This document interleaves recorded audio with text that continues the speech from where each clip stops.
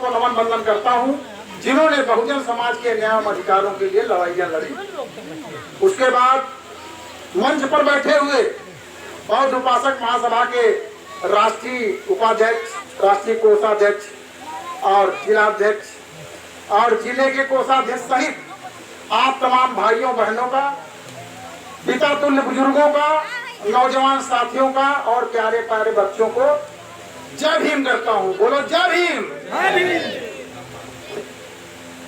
मेरे भाइयों, आज हम नहीं पूरा देश स्वतंत्रता की 78वीं जन्म मना रहा है, वर्षगांठ मना रहा है।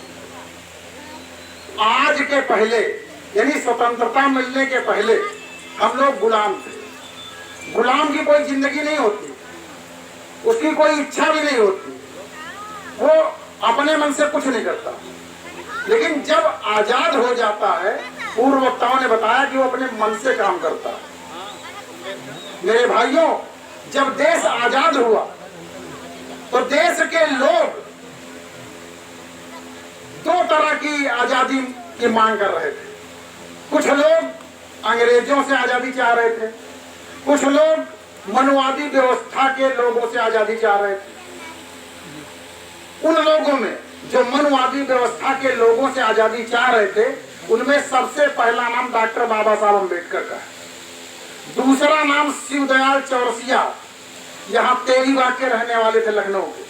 तीसरा सर छोटू राम, पंजाब के रहने वाले थे। ये तीन लोग ऐसे थे जो बहुजन समाज के लिए आजादी की मांग कर रहे थे। मेरे भाइयों, जब देश आजाद हुआ तो संप्रभु राष्ट्र की कल्पना की गई। दुनिया में बहुत से संप्रभु राष्ट्र हैं। उन सभी संप्रभु राष्ट्रों का अपना अपना संविधान है, उससे वो संचालित होते हैं। भारत भी घोषित एक संप्रभु राष्ट्र है। भारत का भी अपना एक संविधान है जिसको डॉक्टर बाबा साहब अम्बेडकर ने लिखा। डॉक्टर बाबा साहब अम्बेडकर ने संविधान लिख करके हमें समता का अधिकार दिया।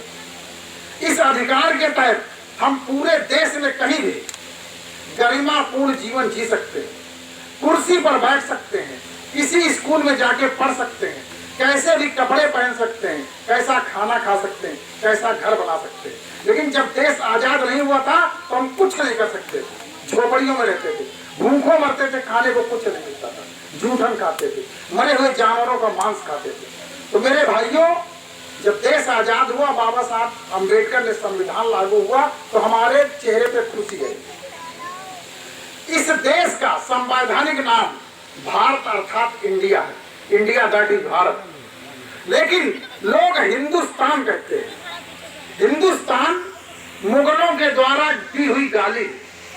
मुगलों ने इस देश को हिंदुस्तान कहा, लेकिन संविधान में इस देश का नाम भारत है। अंग्रेजी में इंडिया कहा गया। जो राज्यों का समूह है, यूनियन ऑफ स्टेट, भारत का संविधान भारत को लोकतंत्र अपनाने की व्यवस्था देता है। लोकतंत्र की सबसे बढ़िया परिभाषा अमेरिका के राष्ट्रपति अब्राहम लिंकन ने दी।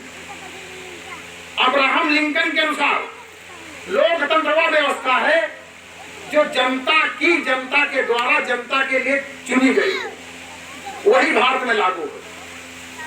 लेकिन जापान में जापानी रहते हैं, इंग्लैंड में अंग्रेज रहते हैं, पाकिस्तान में पाकिस्तानी रहते हैं, चाइना में चीनी रहते हैं, लेकिन भारत एक अजीब देश है जिसमें कोई भारतीय नहीं रहता। हाँ, भारत के बाहर दूसरे देशों में अप्रवासी भारतीय जरूर रहते हैं।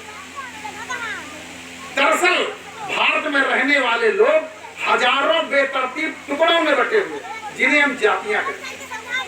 ये जातियां भारत को लोक नहीं बनने देती, इसलिए अब तक लोकतंत्र की स्थापना नहीं हो पाई। मेरे भाइयों, बाबा साहब डॉक्टर अम्बेडकर ने कहा था, ये जातियां मनुवादी व्यवस्था के लोगों के उत्पीड़न एवं अत्याचार के कारण बनी है। मेरे भाई, इस देश के लोगों को ग्रीक भाषा में इंडियन और फारसी भाषा में हिंदू कहा जाता है। हिंदू एक धर्म बन के रह गया। हिंदू एक धर्म बन के रह गया। भारत का संविधान भारत के लोकतंत्र को 3 स्तंभों में खड़ा करता है। विधायिका, न्यायपालिका और कार्यपालिका, तीनों के मध्य स्पष्ट बंटवारा है। भारत की स्वतंत्रता से ही भारत के शिक्षा तंत्र को उपेक्षित रखा गया, जिसके कारण संप्रभु लोग को अपनी संप्रभुता का एहसास ही नहीं। मेरे भाइयों, सुप्रीम कोर्ट के माननीय न्यायाधीश मार्कंडे काटजू को कहना पड़ा कि इस देश के रहने वाले 90% लोगों के दिमाग में भूसा भरा हुआ, जबकि भारत का संविधान भारत के लोगों के लिए वैज्ञानिक तेवर, साइंटिफिक टेम्पर की व्यवस्था देता है। तो मेरे भाइयों, आज यहां से स्वतंत्रता का असली अर्थ यह है कि हम लोग अपने बच्चों को पढ़ाएं, जैसे हमारे पूर्व वक्ताओं ने कहा।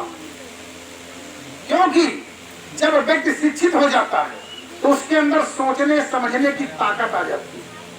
तब वह ना तो अपने ऊपर अत्याचार सहन कर सकता है और ना ही दूसरे के ऊपर अत्याचार होते देख सकता है। मेरे भाइयों, शिक्षित होने का तात्पर्य पढ़े लिखे लोगों से नहीं है। कबीर साहब भी शिक्षित थे, रविदास जी भी शिक्षित थे, लेकिन एक दर्जा भी पढ़े लिखे नहीं। तो मेरे भाइयों, शिक्षित बनो। बाबा साहब डॉक्टर अम्बेडकर ने भी 3 मूल मंत्र बनाए, शिक्षित बनो, संगठित बनो और संघर्ष करो। लेकिन हम लोग न शिक्षित बनने का प्रयास कर रहे हैं और ना ही संगठित होने का प्रयास कर रहे हैं और ना ही अपनी आजादी के लिए संघर्ष कर रहे हैं।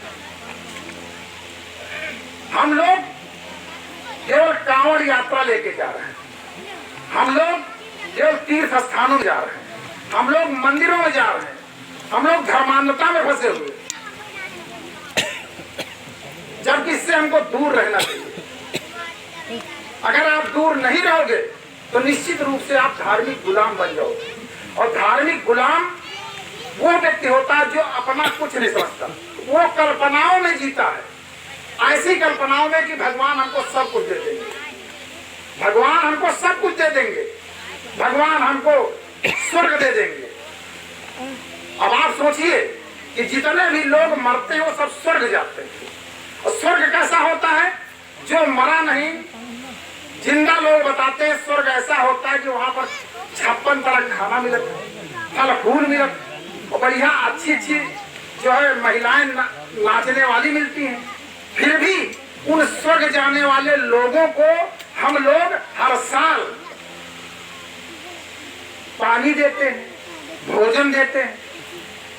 तो ऐसे स्वर्ग से क्या जरूरत नहीं कि जब हमको वहां पर कुछ नहीं मिलता, हमारे बच्चे ही हमको पानी देंगे और हमारे बच्चे ही हमको हर साल जो है खाना देंगे, तो स्वर्ग में क्या है? लेकिन हमको बताया गया कि मरने के बाद सभी लोग स्वर्ग जाते हैं। उन पर हम ज्यादा नहीं आगे चर्चा करेंगे, लेकिन केवल हम इतना चर्चा करना जरूर चाहेंगे कि आप लोग जिस व्यवस्था में जी रहे हो उसको छोड़ो, दूसरी व्यवस्था अपनाओ। क्योंकि जब व्यक्ति बीमार होता है उसका इलाज होता है, अगर फायदा नहीं होता तो लोग डॉक्टर बदल देते हैं, इलाज बदल देते हैं। लेकिन हम तो हजारों साल से गुलाम बनते चले आ रहे हैं, हमारी मर्ज का इलाज नहीं हुआ लेकिन हम डॉक्टर नहीं बदल रहे।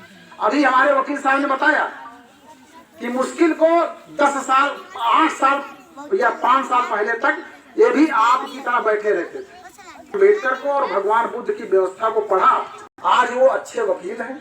उनके बच्चे दो बच्चे जो है डॉक्टर हैं, वकील हैं, अच्छा घर है इनका, अच्छा रहे। विश्वास करो, उस पर चलने का प्रयास करो। मैं कहता हूं केवल इस व्यवस्था पर केवल 1 साल चलो, जरूरी थोड़ा घर में चलो, 1 साल चलो। ये तुम्हारी समझ में ना आए तो फिर लौट के भाई देवी देवता का पूजा करने लगो, लेकिन 1 साल तो चल सकते हो ना, काहे को चलेंगे। तो बस मैं इतना कहना चाहता हूं और इसी बात के साथ अपनी बात को भी खत्म करना चाहता हूं कि आप लोग मनुवादियों की व्यवस्था और उनकी चकाचौंध में मत फंसिए। बाबा साहब डॉक्टर अम्बेडकर और भगवान बुद्ध के बताए मार्ग पर चलिए। यदि आप 10वां भाग भी चल लेते हैं तो उनसे बेहतर जिंदगी आप जी लेंगे। इन्हीं शब्दों के साथ इस सभा के आयोजक माननीय रज्जन लाल जी और उनकी टीम को कोटि कोटि अभिनंदन करता हूं कि ऐसी व्यवस्था उन्होंने की और आप लोगों को बुलाया और हम लोगों को बुला के आपके समक्ष अपनी बात रखने का अवसर दिया। और आप लोग आए, आप लोगों ने हमारी बात को सुना, ये आप लोग भी धन्यवाद के पात्र हैं, क्योंकि आजकल किसी के पास समय नहीं है। आपने इतने व्यस्ततम समय में अपना समय निकाल करके आप यहाँ आए, आपका भी अभिनंदन करता हूँ और भगवान बुद्ध से विनती करता हूँ कि आप स्वस्थ रहें, सुखी रहें और प्रतिष्ठित जीवन जी करके अपना जीवन यापन करें और भगवान बुद्ध की बताई हुई बातों को माने। नमो बुद्धाय, जय भीम। सबका मंगल हो, सबका कल्याण हो, सबको जो